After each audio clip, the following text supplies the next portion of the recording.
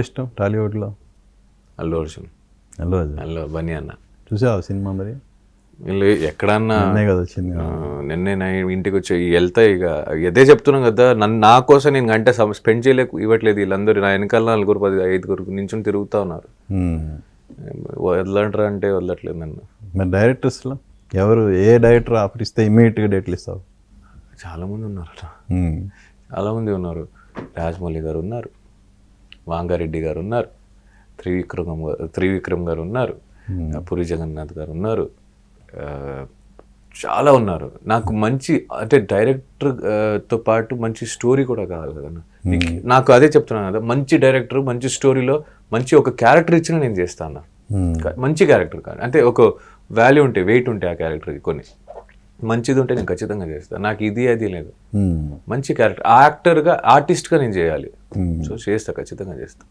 So Nikhil పారితోషికం పెంచవచ్చా ఇక మీదట? అంత స్పష్టం తెలుగు రాదన్న, ఏదో అన్న తిట్టారు. ఏమన్నావు నువ్వు? పారితోషికం పెంచవచ్చా అంట నా టైటిల్ విన్ అయిన తర్వాత. అంటే పేమెంటా? పేమెంట్ డిపెండ్స్ అన్న. అంటే నేను మరీ డిమాండ్ చేసే వ్యక్తి అయితే కాదు నేను. ఇప్పుడు ఫర్ ఎగ్జాంపుల్ 100 రూపాయలు తీసుకుంటున్నాను అనుకో, ఒక 10-20 ఎక్స్ట్రా తీసుకుంటా. ఓకే, ఇంకా ఇంప్రూవైజేషన్ ఏమో చేయొచ్చు తప్ప మరీ నేను తాజ్మహల్ కట్టే అంత డబ్బులు అడగలేను కదన్న. అడిగినా ఇవ్వరు కదా జనరల్. ఇచ్చిన ఇవ్వకపోయినా అడగకూడదు నా సైడ్ నుంచి. అది డెఫినెట్గా ఉండాలి కదా. ఎందుకంటే basically I want to be an artist.